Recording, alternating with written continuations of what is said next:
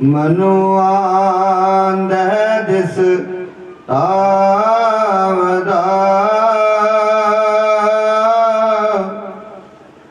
ओ कैसे हर गुण गावे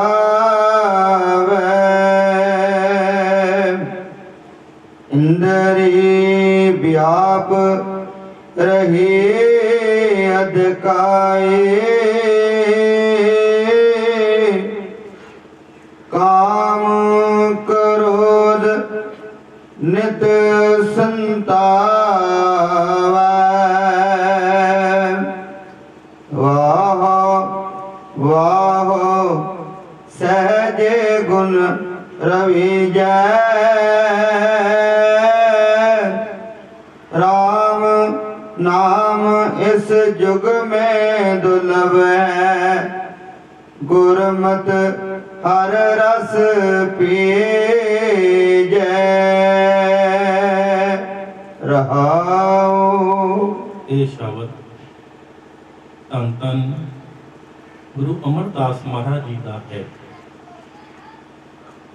ਗੁਰੂ ਜੀ ਆਖਦੇ ਹਨ ਜਿਹੜਾ ਸਾਡਾ ਮਨ ਹੈ ਇਹ ਚਾਰੇ ਦਿਸ਼ਾਵਾਂ ਦੇ ਵਿੱਚ ਦੌੜਦਾ ਫਿਰਦਾ ਹੈ। ਇਹ ਇੱਕ ਜਗ੍ਹਾ ਟਿਕ ਕੇ ਨਹੀਂ ਬੈਠਦਾ, ਇੱਕ ਜਗ੍ਹਾ ਕਾਂਸਟੈਂਟ ਨਹੀਂ ਹੁੰਦਾ। ਜਦ ਤੱਕ ਇਹ ਮਨ ਇੱਕ ਜਗ੍ਹਾ ਟਿਕਦਾ ਨਹੀਂ, ਇੱਕ ਜਗ੍ਹਾ ਬੈਠਦਾ ਨਹੀਂ, ਇਹ ਸਤਿਗੁਰ ਦੀ ਭਗਤੀ ਨਹੀਂ ਕਰ ਸਕਦਾ, ਇਹ ਸ਼ਬਦ ਦੇ ਨਾਲ ਨਹੀਂ ਜੁੜ ਸਕਦਾ। ਗੱਡੀਆਂ ਜਹਾਜ਼ਾਂ ਦੀ ਰਫ਼ਤਾਰ ਨਿਸ਼ਚਿਤ ਹੈ ਕਿ ਇਹ 1 ਮਿੰਟ ਵਿੱਚ ਕਿੰਨੀ ਦੂਰੀ ਤੈਅ ਕਰਦੀਆਂ ਹਨ, ਪਰ ਮਨ ਦੀ ਕੋਈ ਸੀਮਾ ਨਹੀਂ, ਮਨ ਦੀ ਕੋਈ ਰਫ਼ਤਾਰ ਨਹੀਂ। ਇਹ 1 ਸੈਕਿੰਡ ਦੇ ਵਿੱਚ ਹਜ਼ਾਰਾਂ ਲੱਖਾਂ ਦੂਰੀ ਤੈਅ ਕਰ ਜਾਂਦਾ ਹੈ। ਇਹ 1 ਮਿੰਟ ਵਿੱਚ ਅਮਰੀਕਾ, ਕੈਨੇਡਾ, ਇੰਗਲੈਂਡ, ਨਿਊਜ਼ੀਲੈਂਡ ਚਲਾ ਜਾਂਦਾ ਹੈ। ਇਸ ਮਨ ਨੇ ਤੁਹਾਨੂੰ ਟਿਕਣ ਨਹੀਂ ਦੇਣਾ, ਤੁਹਾਨੂੰ ਦੜਾਈ ਰੱਖਣਾ ਹੈ। ਇਹ ਸਭ ਮਨ ਦੀ ਖੇਡ ਹੈ। ਸਾਰ ਕੁਤਾਵਲੀ ਦੇ ਵਿੱਚ ਲਿਖਿਆ ਹੈ ਜਲ ਕਰ ਕਰਦਮ ਉਪਜ ਹੈ, ਜਲ ਕਰ ਅੰਕ ਵਿਨਾਸ਼, ਮਨ ਕਰ ਉਪਜਤ ਪਾਪ ਕੈਲ, ਮਨ ਕਰ ਹੀ ਅਗਨਾਸ। ਥੋੜੇ ਜਿਹੇ ਜਲ ਨੂੰ ਜੇ ਧਰਤੀ ਤੇ ਡੋਲ ਦਿੱਤਾ ਜਾਵੇ ਉਸ ਦੇ ਨਾਲ ਚਿੱਕੜ ਹੋ ਜਾਂਦਾ ਹੈ। ਜੇ ਉਸੇ ਜਗ੍ਹਾ ਜ਼ਿਆਦਾ ਪਾਣੀ ਨੂੰ ਡੋਲ ਦਿੱਤਾ ਜਾਵੇ ਤਾਂ ਉਸ ਦੇ ਨਾਲ ਚਿੱਕੜ ਸਾਫ਼ ਹੋ ਜਾਂਦਾ ਹੈ। ਇਸ ਮਨ ਤੋਂ ਹੀ ਪਾਪ ਪੈਦਾ ਹੁੰਦੇ ਹਨ। ਜੇ ਮਨ ਨੂੰ ਚੰਗੇ ਪਾਸੇ ਵੱਲ ਲਾ ਦਈਏ, ਇਸ ਨੂੰ ਗੁਰਮੁਖ ਬਣਾ ਦਈਏ ਤਾਂ ਸਭ ਪਾਪਾਂ ਦਾ ਨਾਸ਼ ਹੋ ਜਾਂਦਾ ਹੈ। ਜੇ ਮਨ ਦੀ ਦੌੜ ਖਤਮ ਹੋ ਜਾਵੇ, ਇਹ ਇੱਕ ਜਗ੍ਹਾ ਟਿਕ ਕੇ ਬਹਿ ਜਾਵੇ ਤਾਂ ਅਸੀਂ ਪੂਰਨ ਸਮਾਧੀ ਦੇ ਵਿੱਚ ਜਾ ਸਕਦੇ ਹਾਂ, ਅਸੀਂ ਸੁੰਨ ਅਵਸਥਾ ਦੇ ਵਿੱਚ ਜਾ ਸਕਦੇ ਹਾਂ।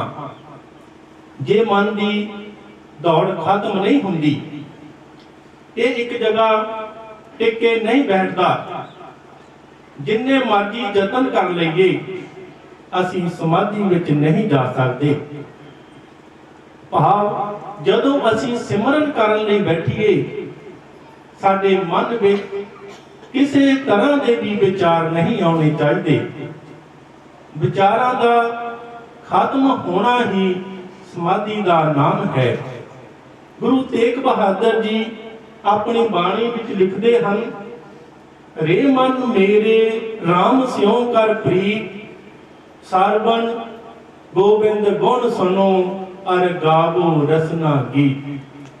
ਕਿ हे ਮੇਰੇ ਮਨ, ਉਸ ਪਰਮੇਸ਼ਰ ਦੇ ਨਾਲ ਪ੍ਰੀਤ ਕਰ, ਕੰਨਾਂ ਦੇ ਨਾਲ ਉਸ ਦੇ ਗੁਣ ਸੁਣ, ਰਸਨਾ ਦੇ ਨਾਲ ਉਸ ਦੇ ਗੀਤ ਗਾ। ਜੋ ਅਸੀਂ ਜਨਮ ਮਰਨ ਦੇ ਚੱਕਰਾਂ ਵਿੱਚ ਫਸੇ ਹਾਂ। ਇਹ ਸਭ ਮਨ ਦੀ ਖੇਡ ਹੈ। ਜਦੋਂ ਮਨੁੱਖ ਦਾ ਆਖਰੀ ਸਮਾਂ ਆਉਂਦਾ ਹੈ, ਜਿਸ ਤਰ੍ਹਾਂ ਦੇ ਮਨ ਦੇ ਵਿੱਚ ਵਿਚਾਰ ਪੈਦਾ ਹੋ ਜਾਣਗੇ, ਉਸੇ ਦੇ ਮੁਤਾਬਕ ਹੀ ਸਾਨੂੰ ਜਨਮ ਮਿਲਣਾ ਹੈ। ਤਾਂ ਬਾਬਾ ਤਰਲੋਚਨ ਜੀ ਨੇ ਇਸ ਬਾਰੇ ਬਹੁਤ ਹੀ ਸਰਲ ਤਰੀਕੇ ਦੇ ਨਾਲ ਸਮਝਾਉਣ ਦੀ ਕੋਸ਼ਿਸ਼ ਕੀਤੀ ਹੈ ਤੇ ਆਪਣੀ ਬਾਣੀ ਵਿੱਚ ਲਿਖਿਆ ਹੈ, ਅੰਤ ਕਾਲ ਜੋ ਲక్ష్ਮੀ ਸਿਮਰੇ, ਐਸੀ ਚਿੰਤਾ ਮੈਂ ਜੋ ਮਰੇ, ਸਰਪ ਜੋਨ ਬਲ ਬਲ ਅਵਤਰੇ। ਜਿਹੜਾ ਪੁਰਸ਼ ਅੰਤਮ ਵੇਲੇ ਮਾਇਆ ਦਾ ਖਿਆਲ ਕਰਦਾ ਮਰਦਾ ਹੈ, ਉਹ ਸਰਪ ਦੀ ਜੂਨੇ ਪੈਂਦਾ ਹੈ। ਅੰਤ ਕਾਲ ਜੋ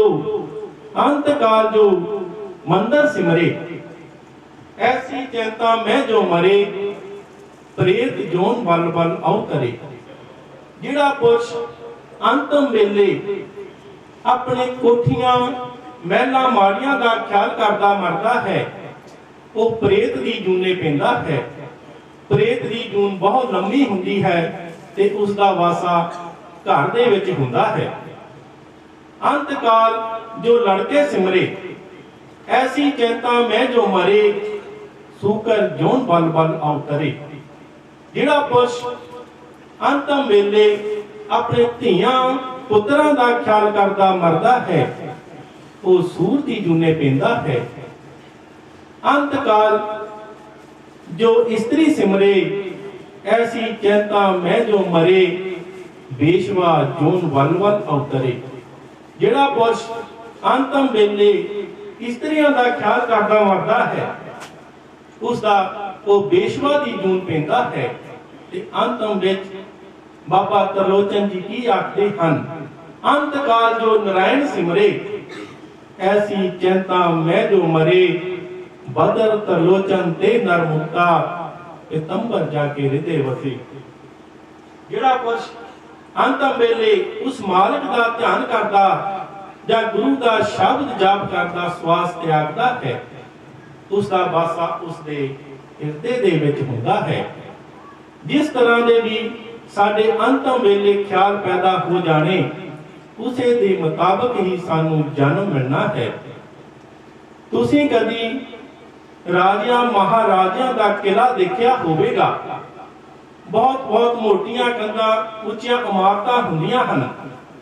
ਬਾਬਾ ਕਬੀਰ ਜੀ ਨੇ ਵੀ ਜੋ ਮਨ ਨੇ ਆਪਣੇ ਆਲੇ ਦੁਆਲੇ ਕਿਲਾ ਬਣਾਇਆ ਹੈ, ਉਸ ਦਾ ਬਹੁਤ ਹੀ ਵਧੀਆ ਤਰੀਕੇ ਦੇ ਨਾਲ ਵਰਣਨ ਕੀਤਾ ਹੈ ਤੇ ਲਿਖਿਆ ਹੈ, ਕਿਉਂ ਲੀਜੇ ਗੜਬੰਕਾ ਪਹਾਈ, ਦੋਬਰ ਕੋਟ ਆਟੇਵਰ ਖਾਈ, 5-25 मोहम्मद मत्सर आदि परबर माया, जन गरीब को पहुंच न सके क्या करे रघुराया, काम कवारी दुख सुख दरबानी, पाप पुन दरवाजा, क्रोध प्रधान महावट धुंदर, ते मन मवासी राजा।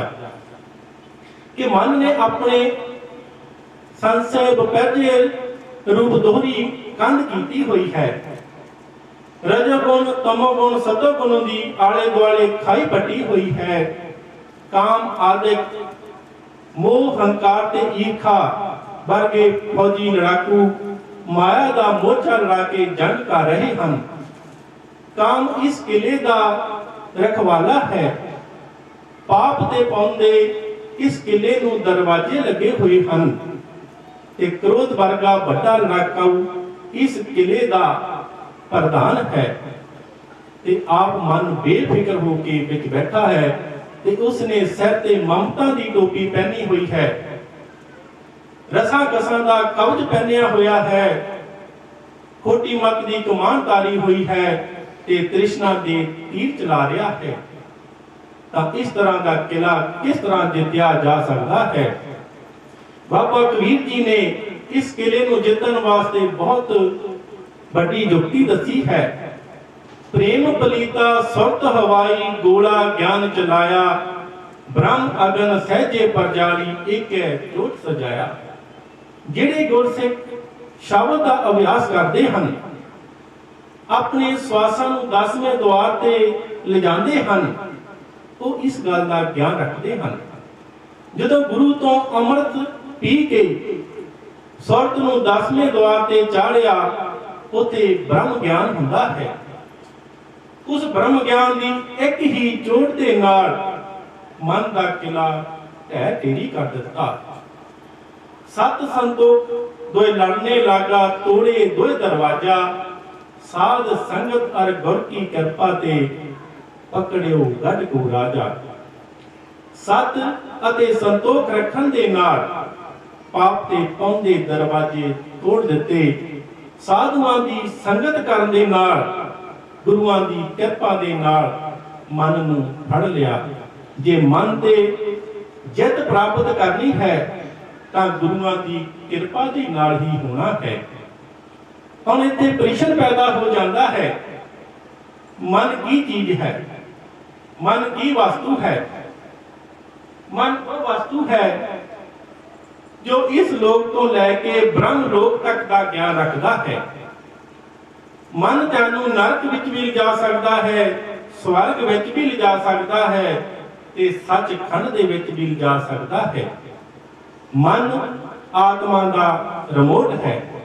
ਜਿਸ ਤਰ੍ਹਾਂ ਦਾ ਤੁਸੀਂ ਬਟਨ ਦਬੋਗੇ, ਉਸ ਤਰ੍ਹਾਂ ਦਾ ਹੀ ਆਤਮਾ ਤੇ ਪ੍ਰਭਾਵ ਪੈਣਾ ਹੈ, ਤਾਂ ਉਧਰ ਨੂੰ ਹੀ ਆਤਮਾ ਨੇ ਜਾਣਾ ਹੈ।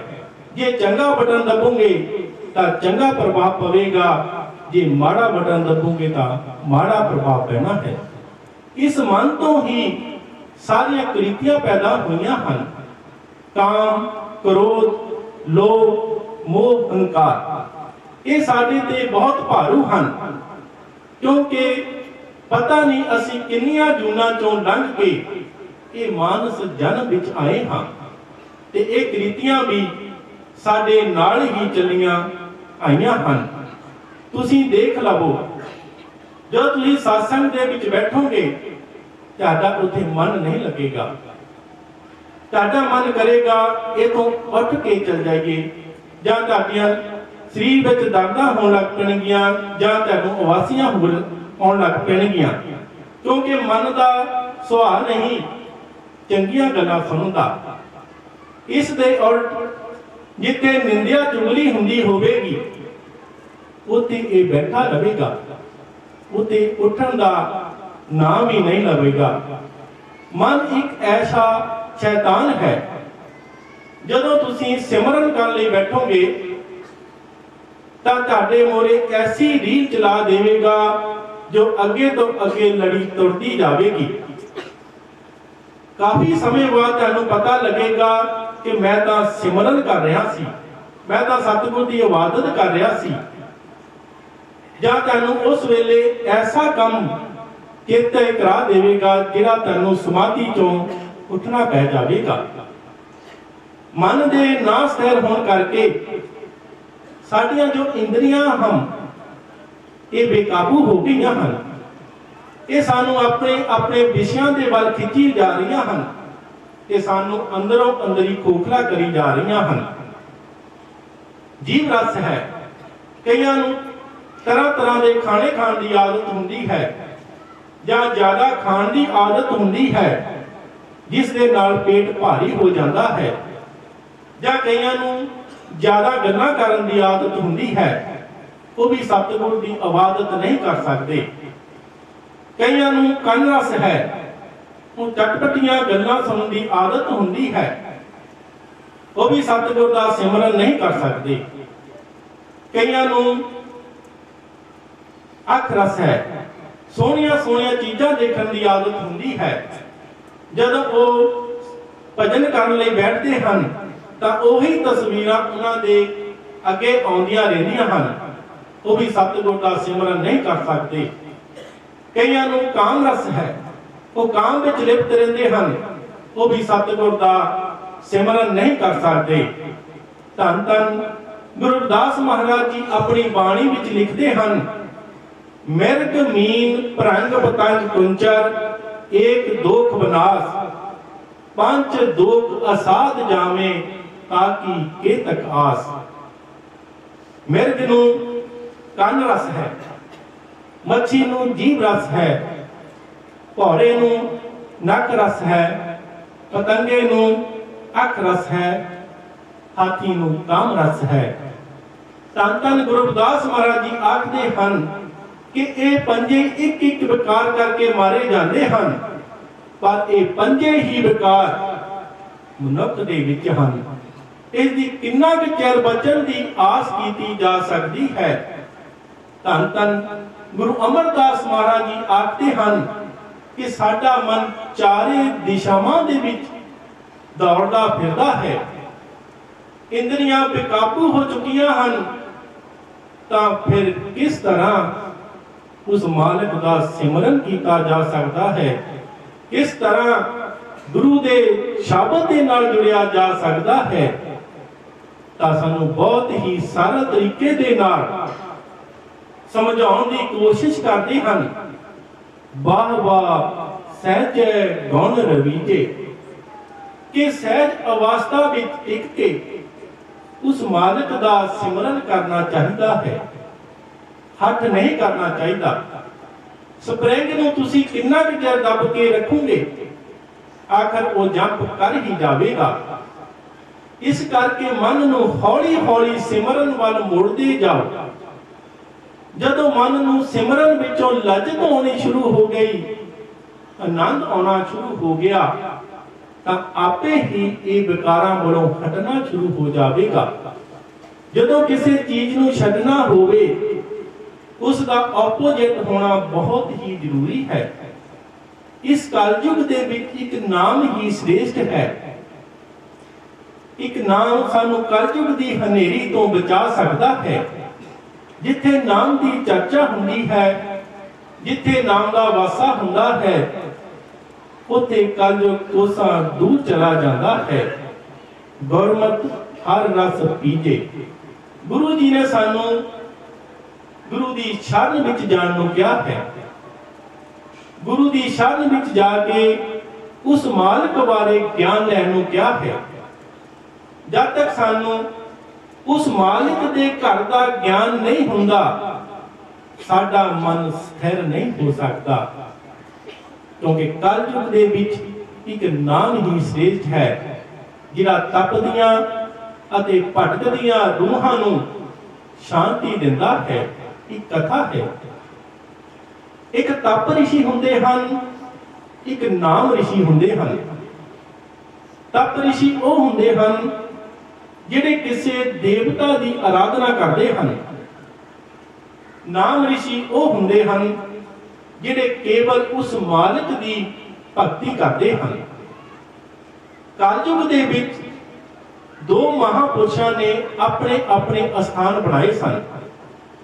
ਇੱਕ ਤਪ ਕਰਕੇ ਰਿੱਧ ਸਿੱਧਤਾ ਪ੍ਰਾਪਤ ਕੀਤੀ ਸੀ ਤੇ ਦੁਨੀਆ ਨੂੰ ਕਰਾਮਾਤਾਂ ਦਿਖਾ ਕੇ ਪ੍ਰਭਾਵਿਤ ਕਰਦੇ ਸਨ। ਕਈਆਂ ਵਿਅਕਤੀਆਂ ਦਾ ਖਿਆਲ ਹੁੰਦਾ ਹੈ, ਛਿਲੇ ਕਰ ਲਵੋ, ਰਿੱਧੀਆਂ ਸਿੱਧੀਆਂ ਕਰ ਲਵੋ, ਦੁਨੀਆ ਤੇ ਪ੍ਰਸਿੱਧੀ ਹੋ ਜਾਵੇਗੀ। ਪਰ ਸਹਿਬ ਹੱਥ ਵਡਿਆਈਆਂ ਜੈ ਭਾਵੇ ਤਾਂ ਦੇ। ਵਡਿਆਈਆਂ ਤਾਂ ਉਸ ਮਾਲਕ ਦੇ ਹੱਥ ਵਿੱਚ ਹਨ। ਦੂਸਰੇ ਨਾਮ ਰਿਸ਼ੀ ਆਪ ਵੀ ਸਤਿਗੁਰ ਦੀ ਭਗਤੀ ਕਰਦੇ ਸਨ ਤੇ ਸੰਤਾਂ ਨੂੰ ਵੀ ਨਾਮ ਦੇ ਨਾਲ ਜੋੜਦੇ ਸਨ। ਜਿਸ ਆਸ਼ਰਮ ਦੇ ਵਿੱਚ ਨਾਮ ਰਿਸ਼ੀ ਮਹਾਤਮਾ ਰਹਿੰਦੇ ਸਨ, ਉੱਥੇ ਬਹੁਤ ਵੱਡੇ ਸਮਾਗਮ ਦਾ ਦਿਨ ਨਿਯਤ ਕੀਤਾ ਗਿਆ। ਦੂਸਰੇ ਪਾਸੇ ਸਮਾਗਮ ਨੂੰ ਭੰਗ ਕਰਨ ਲਈ ਤਿਆਰੀਆਂ ਚੱਲ ਰਹੀਆਂ ਸਨ। ਸਮਾਗਮ ਦਾ ਦਿਨ ਨਿਯਤ ਕੀਤਾ ਆ ਗਿਆ ਤੇ ਸਮਾਗਮ ਬਹੁਤ ਹੀ ਸੁਚੱਜੇ ਢੰਗ ਦੇ ਨਾਲ ਸ਼ੁਰੂ ਹੋਇਆ।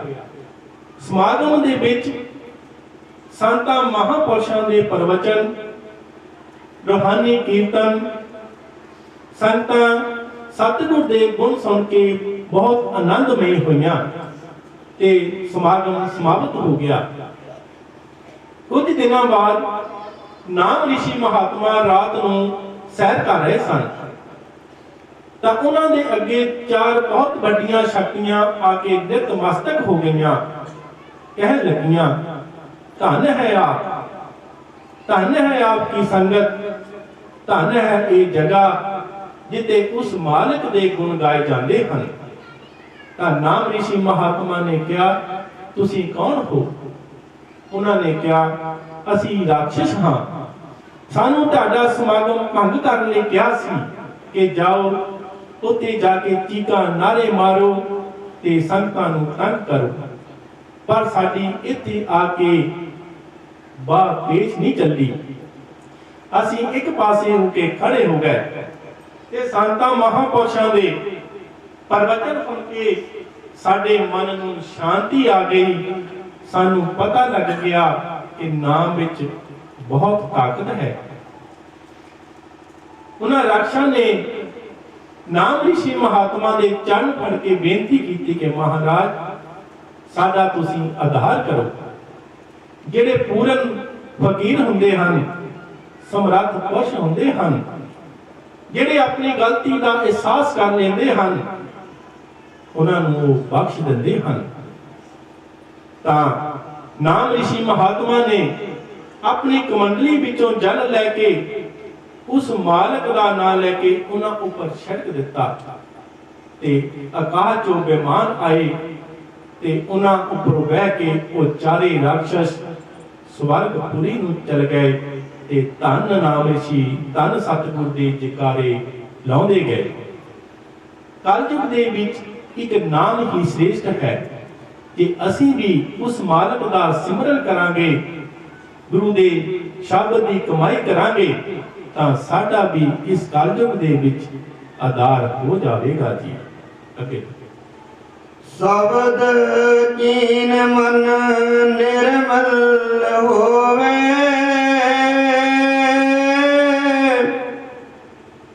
ਤਾਂ ਹਰ ਕੇ ਗੁਣ ਗਾਵੇ।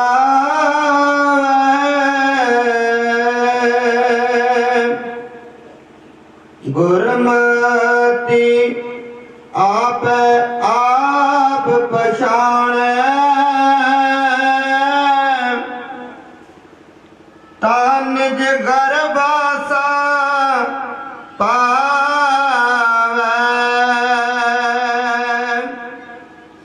ਏ ਮਨ ਮੇਰੇ ਸਦਾ ਰੰਗ ਰਾਤੈ, ਸਦਾ ਹਰ ਕੇ ਗੁਣ ਗਾਓ। ਹਰ ਨਿਰਮਲ ਸਦਾ ਸੁਖ ਦਾਤਾ, ਮਨ ਚਿੰਦਿਆ ਫਲ ਪਾਓ।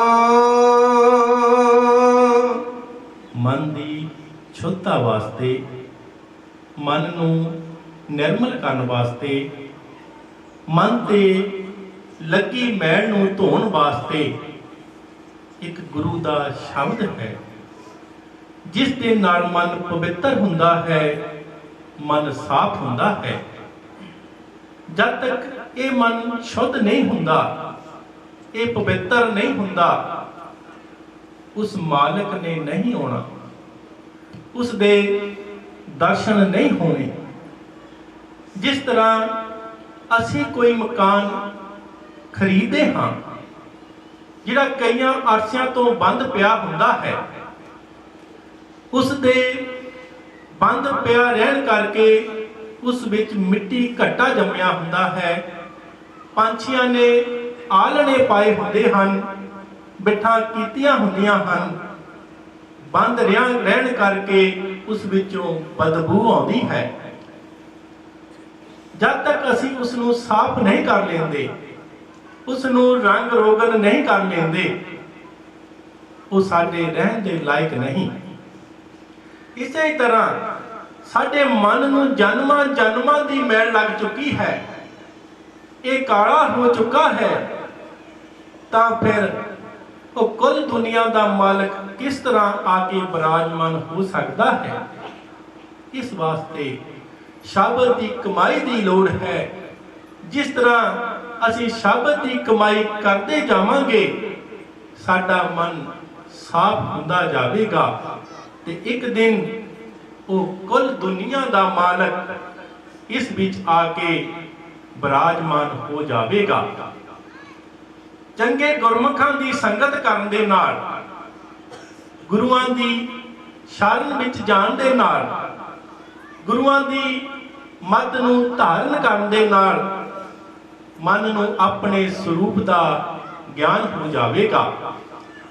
ਅਸੀਂ ਗੁਰੂਆਂ ਤੋਂ ਸ਼ਬਦ ਲੈਂਦੇ ਹਾਂ, ਸ਼ਬਦ ਦੀ ਕਮਾਈ ਨਹੀਂ ਕਰਦੇ। ਆਖ ਦਿੰਦੇ ਹਾਂ ਸਾਨੂੰ ਕੁਝ ਦਿਸਦਾ ਨਹੀਂ, ਸਾਡੀਆਂ ਸਮਾਧੀਆਂ ਨਹੀਂ ਲੱਗਦੀਆਂ, ਅਸੀਂ ਸੁੰਨ ਅਵਸਥਾ ਵਿੱਚ ਨਹੀਂ ਜਾਂਦੇ। ਕਿਸ ਤਰ੍ਹਾਂ ਸਮਾਧੀਆਂ ਲੱਗਣ, ਕਿਸ ਤਰ੍ਹਾਂ ਸੁੰਨ ਅਵਸਥਾ ਵਿੱਚ ਜਾਈਏ ਜਦ ਅਸੀਂ ਸ਼ਬਦ ਦੀ ਕਮਾਈ ਹੀ ਨਹੀਂ ਕਰਨੀ।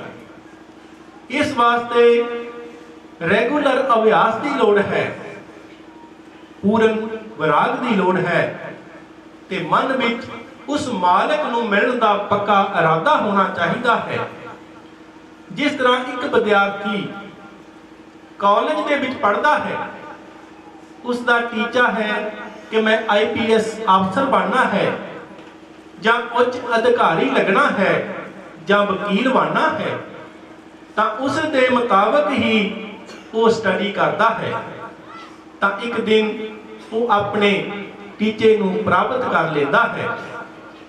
ਜੇ ਅਸੀਂ ਉਸ ਮਾਲਕ ਨੂੰ ਮਿਲਣਾ ਹੈ ਤਾਂ ਸਾਨੂੰ ਮਨ ਵਿੱਚ ਪੱਕਾ ਇਰਾਦਾ ਕਰ ਲੈਣਾ ਚਾਹੀਦਾ ਹੈ।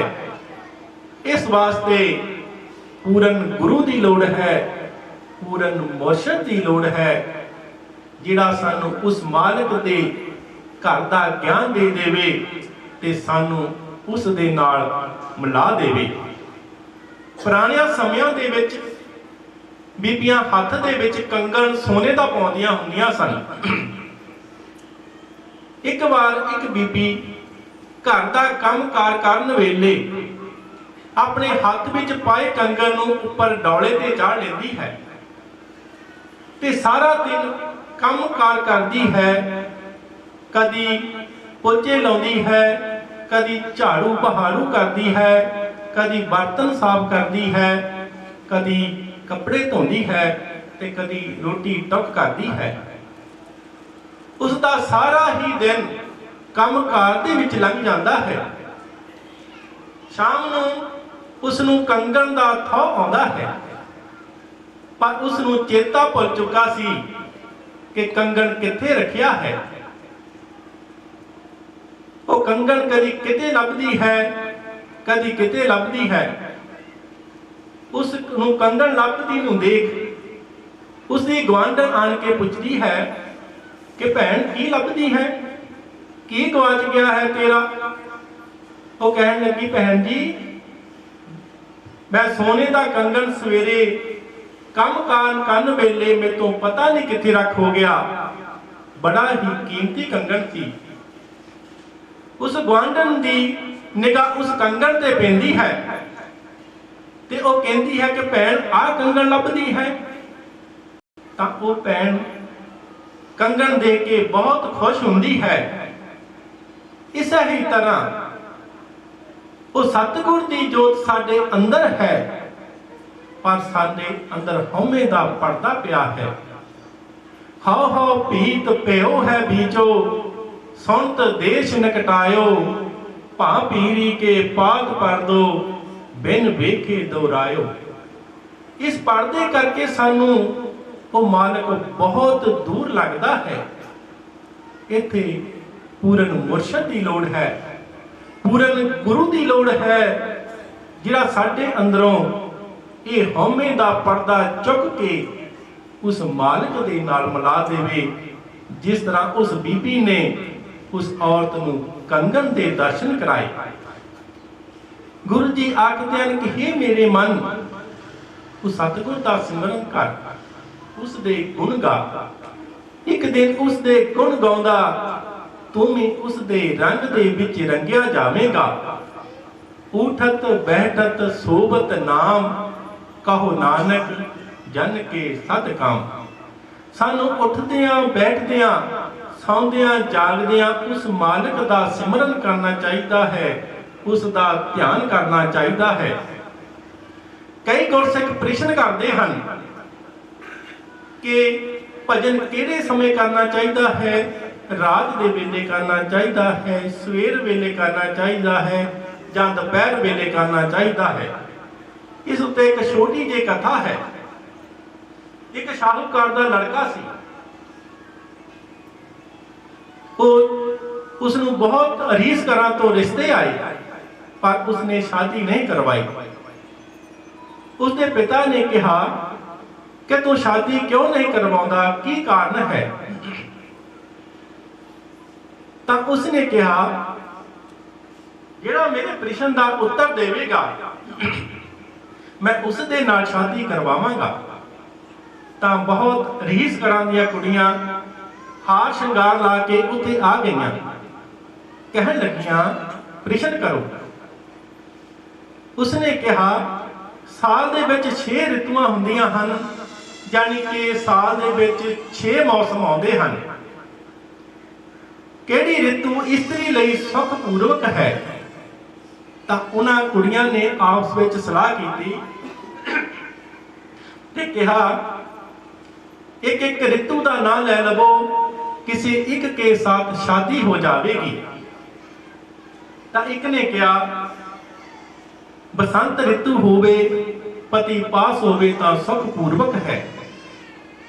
ਦੂਸਰੀ ਨੇ ਕਿਹਾ, ਪਾਵਸ ਰਿਤੂ ਹੋਵੇ, ਯਾਨੀ ਕਿ ਬਰਸਾਤ ਮੌਸਮ ਹੋਵੇ, ਪਤੀ ਪਾਸ ਹੋਵੇ ਤਾਂ ਸੁਖ ਪੂਰਵਕ ਹੈ। ਤੀਸਰੀ ਨੇ ਕਿਹਾ, ਸਰਦ ਰਿਤੂ ਹੋਵੇ, ਪਤੀ ਪਾਸ ਹੋਵੇ, ਸੁਖ ਪੂਰਵਕ ਹੈ। ਚੌਥੀ ਨੇ ਕਿਹਾ, हेमका ऋतु होवे, पति पास होवे तां सुख पूर्वक है। पंजवीं ने कहा, सिसा ऋतु होवे, पति पास होवे तां सुख पूर्वक है। तां छेवीं ने कहा, ग्रीखम ऋतु होवे, यानी गर्मी दी रुत होवे, पति पास होवे तां सुख पूर्वक है। तां उस लड़के ने कहा, नहीं। एक लड़की सोचने लग पई, वे 6 ऋतुओं में स्त्री लई कोई सुख पूर्वक नहीं। तब उस लड़के ने कहा, पति सुख पूर्वक है, चाहे गर्मी की रुत हो चाहे सर्दी की रुत हो, जिस रुत में पति पास होवे वही रुत सुख पूर्वक है। इसी तरह चाहे दोपहर का समा हो, चाहे रात का समा हो, चाहे तड़कसार का समा हो, जिस वेले तुहाडा मन सिमरन करन करे ਉਹੀ ਵੇਲਾ उत्तम है, ਉਹੀ ਵੇਲਾ ਪ੍ਰਭਾਤ है, क्योंकि उस वेले ਤੁਹਾਡਾ मन भजन ਲਈ ਤਿਆਰ ਹੁੰਦਾ है, ਤੁਹਾਡੇ ਤੇ ਉਸ ਮਾਲਕ ਦੀ ਕਿਰਪਾ ਹੁੰਦੀ ਹੈ। ਉਸ ਵੇਲੇ ਉਹ ਘਟਨਾ ਵਾਪਰ ਸਕਦੀ ਹੈ ਜਿਸ ਲਈ ਅਸੀਂ ਸਮਾਧੀ ਦੇ ਵਿੱਚ ਬੈਠਦੇ ਹਾਂ। ਉਸ ਸਮੇਂ ਨੂੰ ਅਜਾਈ ਨਹੀਂ ਗਵਾਉਣਾ ਚਾਹੀਦਾ। उसका जिन्ना लाहा लै लो सिमरन करके लै लेना चाहिए है। जिस मालिक का असी सिमरन करते हाँ वो सुखां दा समुंदर है। धन धन गुरु रविदास महाराज जी अपनी बाणी विच लिखते हैं, सुख सागर सुरतर चिंता मन, काम धेन बस जाके, चार पदार्थ अष्ट महासिद्ध, नव नित कर तल ताके। वो मालक सुखां दा समुंदर है। स्वर्ग ते 5 रुख चिंतामनी, काम धेन गऊ उसदे बस विच हन। धर्म अर्थ काम मोख बड़ियां सिद्धियां 9 नीतियां उसदी तली ते हन। जिहड़ा गुरसिख सच्चे मन नाल उसनूं याद करदा है, श्वास श्वास उसदा सिमरन करदा है, उसदी रजा दे विच रहिंदा है, उठदियां बहिंदियां सौंदियां जागदियां उसनूं याद करदा है, हर काम उसनूं मुख रख के करदा है, तां सतगुर उसनूं रिद्ध सिद्धता बख्श दिंदे हन। 9 महीने पहला साडे आश्रम दे विच एक गुरसिख आया। दास कुर्सी ते बैठा सी, पास नाम लेवी महात्मा बैठे सन। वो गुरसिख आन के बेनती की कि बाबा जी मैं बहुत परेशान हाँ, मैं बहुत दुखी हाँ। उस दियां ताहां ही निकल गईयां ते दास ने पूछा की गल है? कहन लगा, महाराज मैं 10 साल तो बहुत परेशान हाँ, ਮੇਰੀ ਮਨ ਦੀ ਇੱਛਾ ਹੈ ਕਿ ਮੈਂ ਅਮਰੀਕਾ ਜਾਵਾਂ। ਦਾਸ ਨੇ ਕੁਝ ਬੋਲਣਾ ਹੀ ਸੀ, ਪਾਸ ਬੈਠੇ ਮਹਾਪੁਰਸ਼ਾਂ ਨੇ ਕਿਹਾ, ਗੁਰਸਿੱਖਾ, ਧੰਨ ਧੰਨ ਗੁਰੂ ਰਵਿਦਾਸ ਮਹਾਰਾਜ ਜੀ ਦੇ 40 ਸ਼ਬਦਾਂ ਦਾ ਜਾਪ ਕਰਿਆ ਕਰ। ਅੰਮ੍ਰਿਤ ਵੇਲੇ ਉੱਠ ਕੇ ਉਹਨਾਂ ਦੇ ਸਰੂਪ ਦਾ ਧਿਆਨ ਕਰਿਆ ਕਰ ਤੇ ਉਹਨਾਂ ਦੇ ਚਰਨਾਂ ਦੇ ਵਿੱਚ ਬੇਨਤੀ ਕਰਿਆ ਕਰ, ਪਾਠ ਕਰਨ ਤੋਂ ਪਹਿਲਾਂ ਵੀ, ਪਾਠ ਕਰਨ ਤੋਂ ਬਾਅਦ ਵੀ। ਤੇ ਦਾਸ ਨੇ ਨਾਲ ਕਹਿਤਾ, ਪਹਿਲੀ ਪੌੜੀ ਦਾ ਪਾਠ ਵੀ ਕਰਿਆ ਕਰ। ਉਸ ਗੁਰਸਿੱਖ ਨੇ ਸੰਤਾਂ ਦੇ ਬਚਨਾਂ ਨੂੰ ਸੱਤ ਕਰਕੇ ਮਾਨਿਆ ਤੇ ਨਿਤਨੇਮ ਸ਼ੁਰੂ ਕਰ ਦਿੱਤਾ। 6 ਮਹੀਨੇ ਬਾਅਦ ਉਸ ਗੁਰਸਿੱਖ ਦੀ ਧੰਨ ਧੰਨ ਗੁਰੂ ਰਵਿਦਾਸ ਮਹਾਰਾਜ ਦੇ ਚਰਨਾਂ ਦੇ ਵਿੱਚ ਅਰਦਾਸ ਕਬੂਲ ਹੋ ਗਈ ਤੇ ਉਸ ਦਾ ਅਮਰੀਕਾ ਦਾ ਵੀਜ਼ਾ ਲੱਗ ਗਿਆ। ਮਨ ਰਾਮ ਨਾਮ ਅਰਾਧਿਆ, ਗੁਰ ਸ਼ਬਦ ਗੁਰੂ ਗੁਰ ਕੇ, ਸਭ ਇੱਛਾ ਮਨ ਤਨ ਪੂਰੀਆਂ, ਸਭ ਚੂਕਾ ਡਰ ਜਮ ਕੇ। ਜੇ ਅਸੀਂ ਸੱਚੇ ਮਨ ਦੇ ਨਾਲ ਇੱਕ ਮਨ ਹੋ ਕੇ ਉਸ ਮਾਲਕ ਨੂੰ ਸਿਮਰਨ ਕਰਾਂਗੇ, ਗੁਰੂ ਦੇ ਸ਼ਬਦ ਦੀ ਕਮਾਈ ਕਰਾਂਗੇ, ਤਾਂ ਸਾਡੀਆਂ ਵੀ ਸਾਰੀਆਂ ਇੱਛਾਵਾਂ ਪੂਰੀਆਂ ਹੋਣਗੀਆਂ। ਸ਼ਰਤ ਹੈ ਮਨ ਨੂੰ ਸਾਫ਼ ਕਰਕੇ, ਮਨ ਚੋਂ ਨਫ਼ਰਤ ਕੱਢ ਕੇ, ਈਰਖਾ ਕਰਕੇ ਉਸ ਮਾਲਕ ਨੂੰ ਯਾਦ ਕਰਨਾ ਹੈ, ਤਦ ਹੀ ਸਾਡੀਆਂ ਸਾਰੀਆਂ ਇੱਛਾਵਾਂ ਪੂਰੀਆਂ ਹੋਣੀਆਂ ਹਨ ਜੀ। ਅੱਗੇ हम नीच से उत्तम पे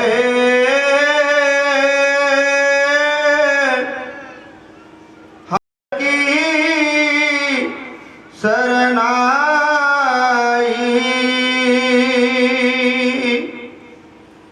पाथर डुबदा काढ़ लिया,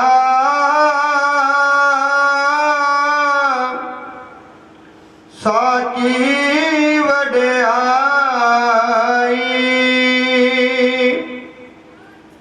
बिख से अमृत पै,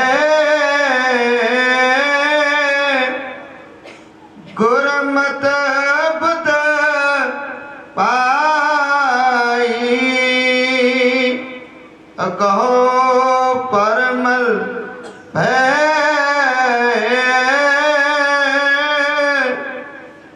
अंतर वासना वसाई। ਗੁਰੂ ਜੀ ਆਖਦੇ ਹਨ, ਜਦੋਂ ਦਾ ਅਸੀਂ ਸਤਿਗੁਰਾਂ ਦਾ ਸੰਗ ਕੀਤਾ, ਉਹਨਾਂ ਦੀ ਸ਼ਰਨ ਦੇ ਵਿੱਚ ਗਏ, ਅਸੀਂ ਨੀਚ ਤੋਂ ਉੱਤਮ ਹੋ ਗਏ ਹਾਂ। ਦੇਖੋ ਸਤਿਗੁਰਾਂ ਦੀ ਨਿਮਰਤਾ, ਉਹਨਾਂ ਨੇ ਆਪਣੇ ਆਪ ਨੂੰ ਨੀਚ ਤੇ ਸਤਿਗੁਰਾਂ ਨੂੰ ਉੱਤਮ ਕਿਹਾ ਹੈ। ਜੋ ਕੁਝ ਮਿਲਦਾ ਹੈ ਨੀਵੇਂ ਹੋ ਕੇ ਹੀ ਮਿਲਦਾ ਹੈ। ਇੱਕ ਵਾਰ ਦੂਜੇ ਪਾਤਸ਼ਾਹ ਧੰਨ ਧੰਨ ਗੁਰੂ ਅੰਗਦ ਦੇਵ ਮਹਾਰਾਜ ਜੀ ਭਗਵਾਨ ਸ਼੍ਰੀ ਚੰਦਰ ਦੇ ਦਰਸ਼ਨਾਂ ਨੂੰ ਗਏ ਤੇ ਬਾਬਾ ਜੀ ਦੂਜੇ ਪਾਤਸ਼ਾਹ ਨੂੰ ਦੇਖ ਕੇ ਕਹਿਣ ਲੱਗੇ ਕਿ ਮਹਾਰਾਜ, ਤੁਸੀਂ ਦਾੜੀ ਬੜੀ ਲੰਮੀ ਲੰਮੀ ਵਧਾਈ ਹੈ, ਕਿਸ ਵਾਸਤੇ? ਤਾਂ ਉਹਨਾਂ ਦੀ ਨਿਮਰਤਾ ਦੇਖੋ।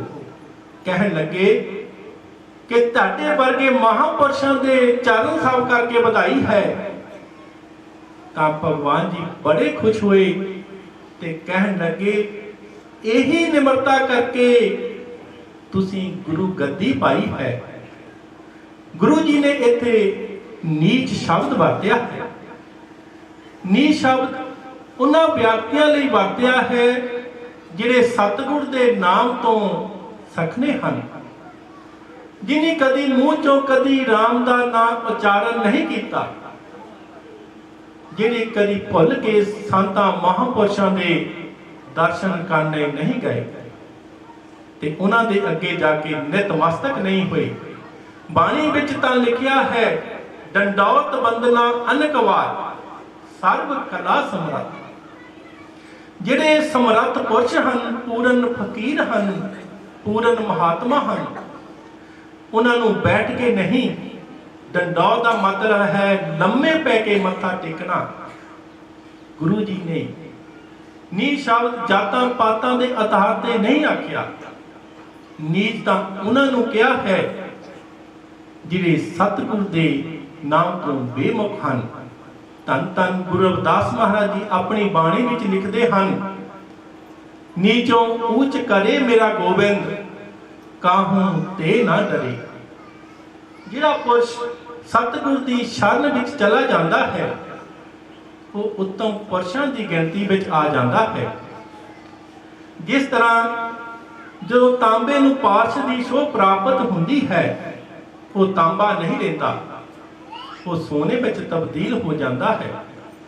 ਜਿਹੜੇ ਵਿਅਕਤੀ ਜਾਤਾਂ ਪਾਤਾਂ ਦੇ ਆਧਾਰ ਤੇ ਨੀਚ ਆਖਦੇ ਹਨ, ਬਾਬਾ ਕਬੀਰ ਜੀ ਨੇ ਉਹਨਾਂ ਉੱਪਰ ਬਹੁਤ ਹੀ ਤਕੜਾ ਬਿਆਨ ਕੱਸਿਆ ਹੈ ਤੇ ਆਪਣੀ ਬਾਣੀ ਵਿੱਚ ਲਿਖਿਆ ਹੈ, ਗਰਭ ਵਾਸ ਮੇ ਕੁਲ ਨਹੀਂ ਜਾਤੀ, ਬ੍ਰਹਮ ਬਿੰਦ ਤੇ ਸਭ ਉਤਪਾਤੀ, ਕਹੋ ਰੇ ਪੰਡਤ ਬਾਹਮਣ ਕਬ ਕੇ ਹੋਏ, ਬਾਹਮਣ ਕਹਿ ਕਹਿ ਜਨ ਮਤ ਖੋਏ, ਜੋ ਤੂੰ ਬ੍ਰਾਹਮਣ ਬ੍ਰਾਹਮਣੀ ਜਾਇਆ, ਆਨ ਬਾਟ ਕਾਹੇ ਨਹੀਂ ਆਇਆ, ਤੁਮ ਕਤ ਬਾਹਮਣ ਹਮ ਕਤ ਸੂਦ, ਹਮ ਕਤ ਲਹੂ ਤੁਮ ਕਤ ਦੂਧ, ਕਹੋ ਕਬੀਰ ਜੋ ਬ੍ਰਹਮਚਾਰੇ, ਸੋ ਬ੍ਰਾਹਮਣ ਕਹੀਅਤ ਹੈ ਹਮਾਰੇ।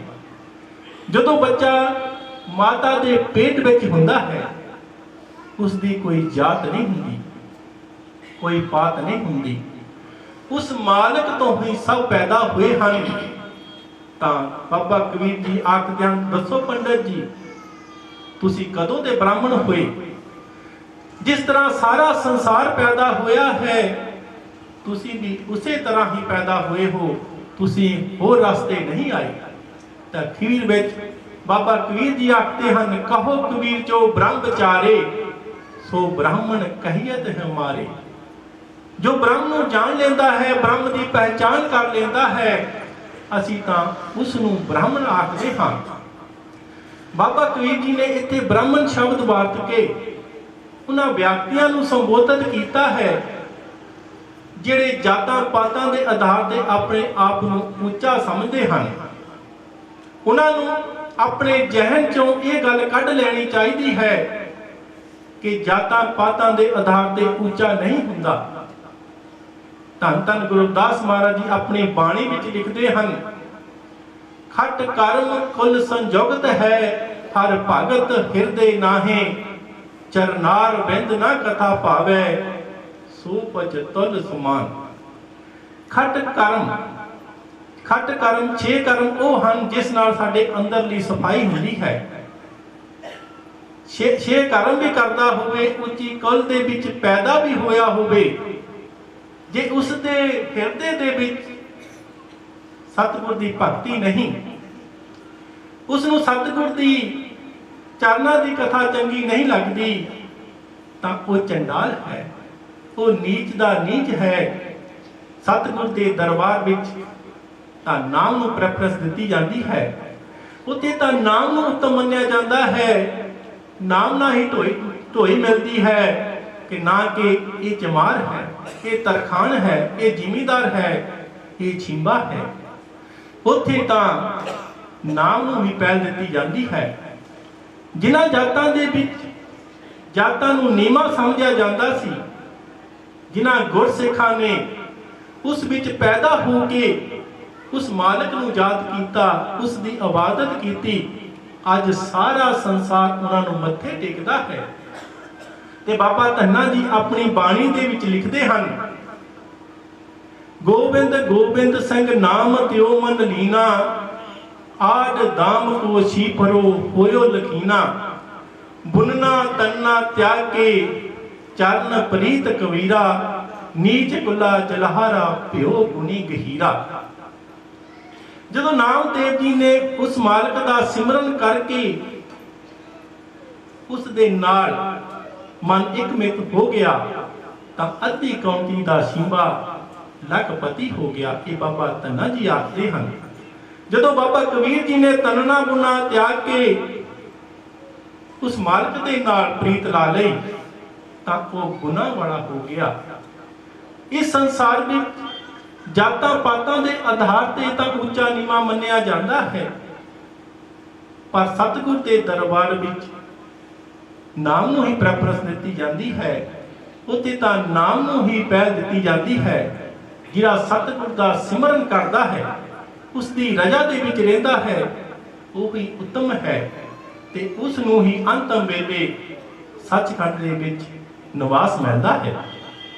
ਜੇ ਅਸੀਂ ਉਸ ਮਾਲਕ ਦੇ ਘਰ ਚੋਂ ਕੁਝ ਖੱਟਣਾ ਹੈ, ਨੀਵੇਂ ਹੋ ਕੇ ਹੀ ਮਿਲਣਾ ਹੈ। ਜੇ ਅਸੀਂ ਆਕੜ ਰੱਖਾਂਗੇ ਤਾਂ ਕੁਝ ਨਹੀਂ ਮਿਲਣਾ। ਜਿਨ੍ਹਾਂ ਨੇ ਕੁਝ ਪਾਇਆ ਹੈ, ਕੁਝ ਖੱਟਿਆ ਹੈ, ਉਹਨਾਂ ਦੀ ਬਾਣੀ ਪੜ੍ਹ ਕੇ ਦੇਖੋ ਕੀ ਲਿਖਿਆ ਹੈ। ਹਮ ਨੀਚ ਤੇ ਉਤਮ ਪਏ ਹਰ ਕੀ ਸ਼ਰਨਾਈ, ਪਾਥਰ ਡੁੱਬਦਾ ਕੱਢ ਲਿਆ ਸਾਚੀ ਵਡਿਆਈ। ਕਿ ਅਸੀਂ ਨੀਚ ਸੀ, ਅਸੀਂ ਪੱਥਰ ਸੀ, ਸਾਨੂੰ ਨੀਚਾਂ ਤੋਂ ਉੱਤਮ ਕਰ ਦਿੱਤਾ, ਪੱਥਰਾਂ ਨੂੰ ਇਸ ਸੰਸਾਰ ਤੋਂ ਉਤਾਰ ਦਿੱਤਾ। ਇਹ ਸਤਿਗੁਰ ਦੀ ਵਡਿਆਈ ਹੈ। ਅਸੀਂ ਨੀਚ ਦੇ ਨੀਚ ਹਾਂ, ਪੱਥਰਾਂ ਦੇ ਪੱਥਰ ਹਾਂ। ਪੱਥਰਾਂ ਤੇ ਨਾ ਮੀਂਹ ਦਾ ਅਸਰ, ਨਾ ਹਨੇਰੀ ਦਾ ਅਸਰ, ਨਾ ਗੜਿਆਂ ਦਾ ਅਸਰ।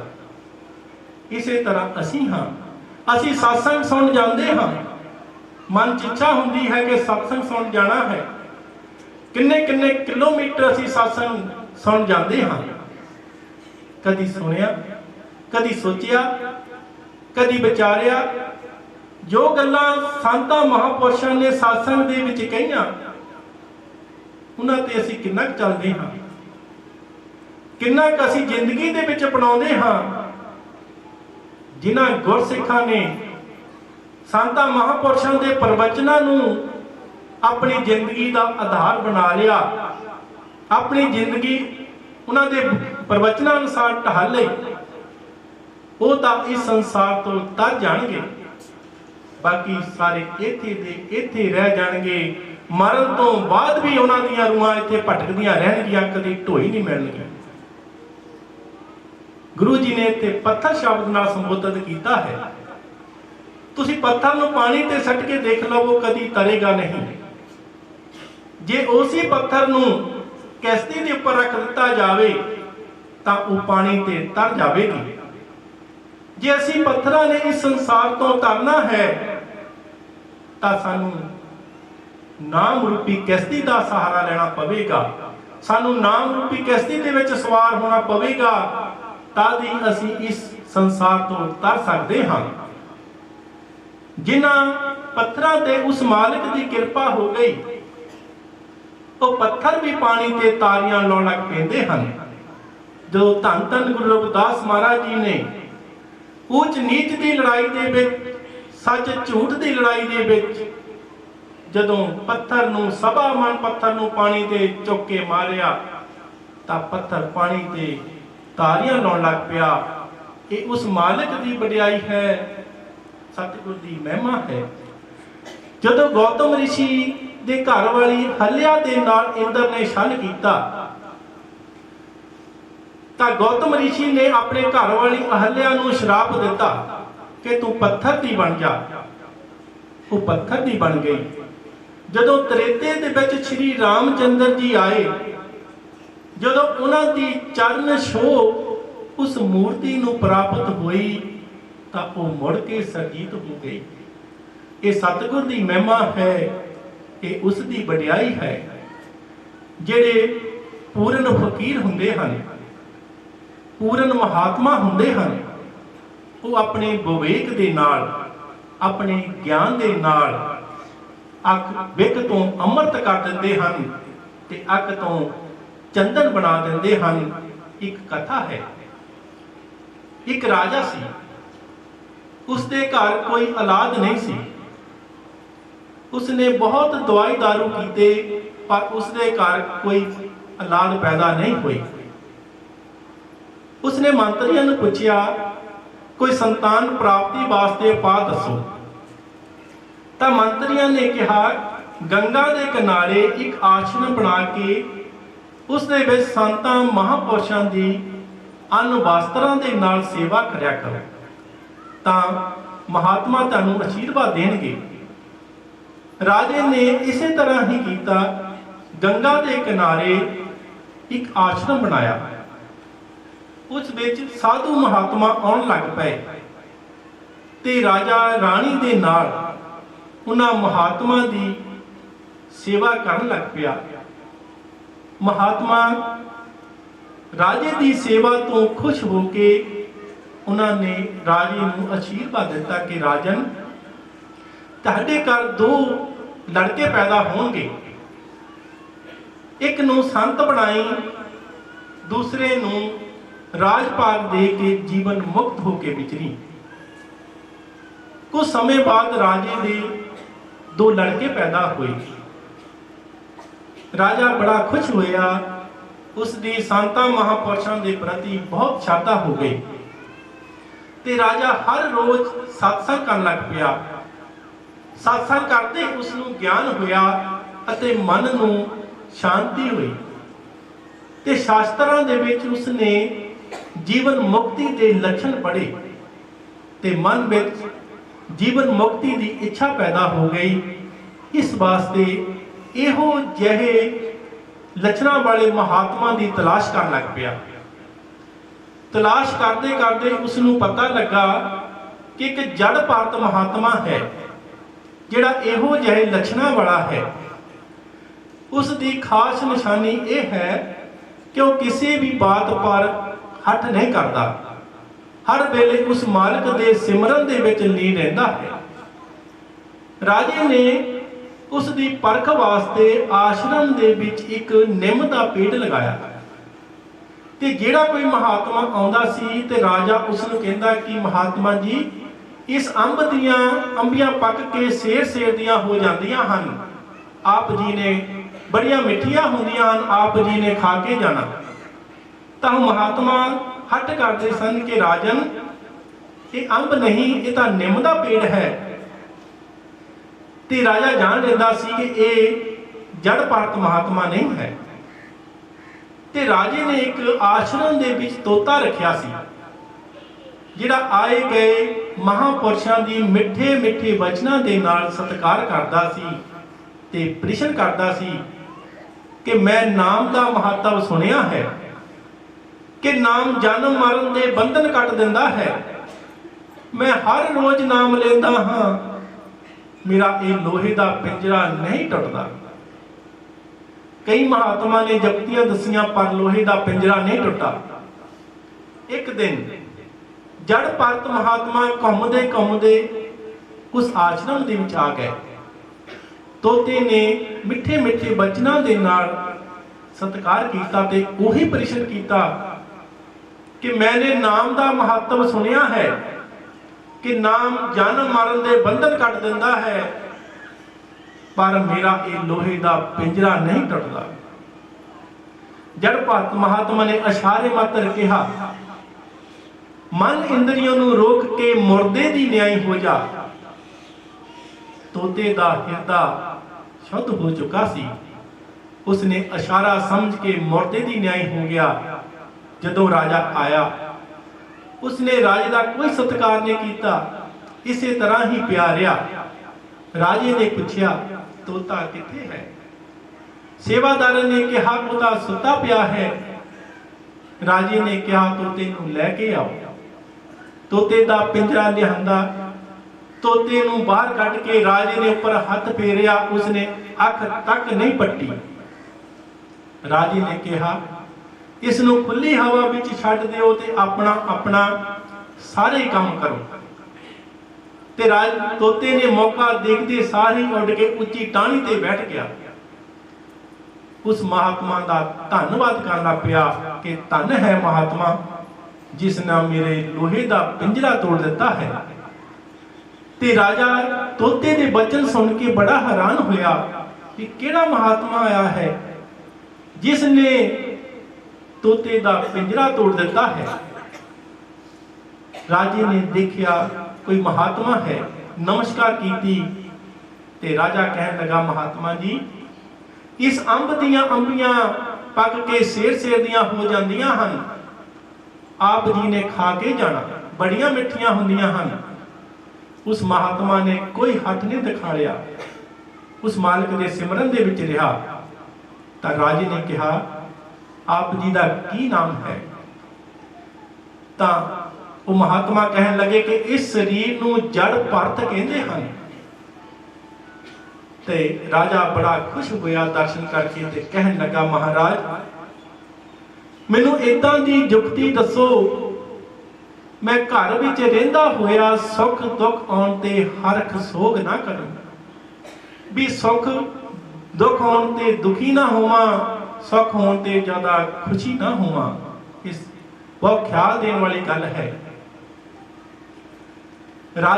ਉਸ ਮਹਾਤਮਾ ਨੇ ਰਾਜੇ ਨੂੰ ਕਿਹਾ, ਤਿੰਨ ਗੁਣ ਹੀ ਵਿਅਕਤੀ ਨੂੰ ਸੁਖੀ ਦੁਖੀ ਕਰਦੇ ਹਨ। ਤੇਰਾ ਤਿੰਨਾਂ ਗੁਣਾਂ ਦੇ ਨਾਲ ਕੋਈ ਸੰਬੰਧ ਨਹੀਂ, ਤੇਰਾ ਸਰੂਪ ਨਿਰਗੁਣ ਹੈ। ਜਿਸ ਤਰ੍ਹਾਂ ਬਦਾਮ ਰੋਗਨ ਦਾ ਬਦਾਮ ਪੇਟ ਬ੍ਰਿਖ ਪੱਤੇ ਟਾਹਣੀਆਂ ਫਲ ਫੁੱਲ ਦੇ ਨਾਲ ਕੋਈ ਸੰਬੰਧ ਨਹੀਂ।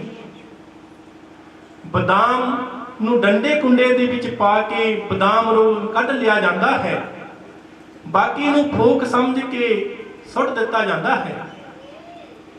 ਇਸੇ ਹੀ ਤਰ੍ਹਾਂ ਤਿੰਨਾਂ ਗੁਣਾਂ ਨੇ ਤਿੰਨਾਂ ਸਰੀਰਾਂ ਨੂੰ ਤੈਨੂੰ ਢੱਕ ਕੇ ਰੱਖਿਆ ਹੈ। ਤੇਰੇ ਸੰਗ ਹੋਣ ਕਰਕੇ ਇਹ ਸੱਚ ਪ੍ਰਤੀਤ ਹੁੰਦੇ ਹਨ। ਜਿਸ ਤਰ੍ਹਾਂ ਫੋਕ ਨੇ ਬਦਾਮ ਰੋਗਨ ਨੂੰ ਆਪਣੇ ਅੰਦਰ ਛੁਪਾ ਕੇ ਰੱਖਿਆ ਹੈ, ਉਹ ਦਰਸ਼ਨ ਨਹੀਂ ਹੋਣ ਦਿੰਦਾ।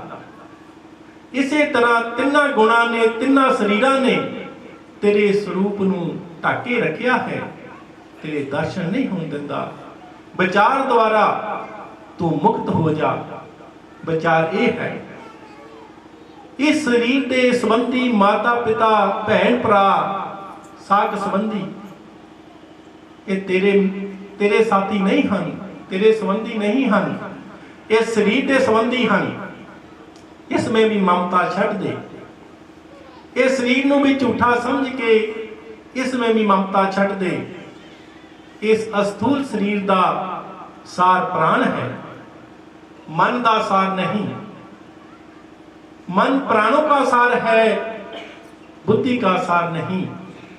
चंचल और विवेक रूप को समझकर इसमें भी ममता छੱਡ दे।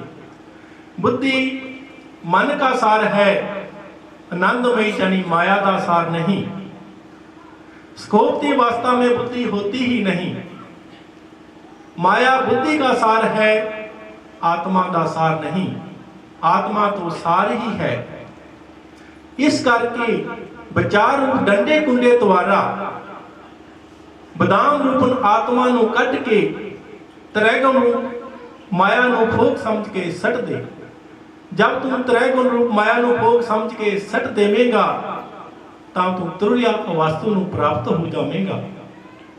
तां राजा जागृत सुपन सखोपत तुरिया आत्म भूपत की ए पुरिया। तां राजा उस महात्मा दे वचन सुन के बहुत प्रसन्न होया ते सुख दुख में सम रहन लगा।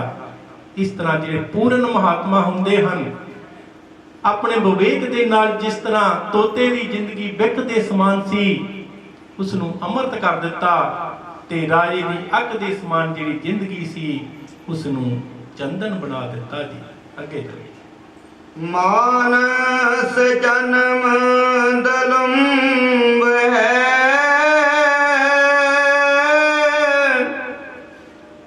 जग में खटिया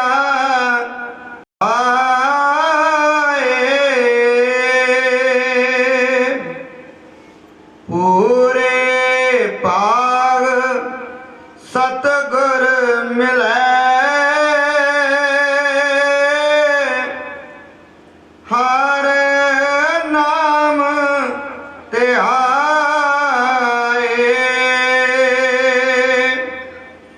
मन मुख भूले बिख लगे,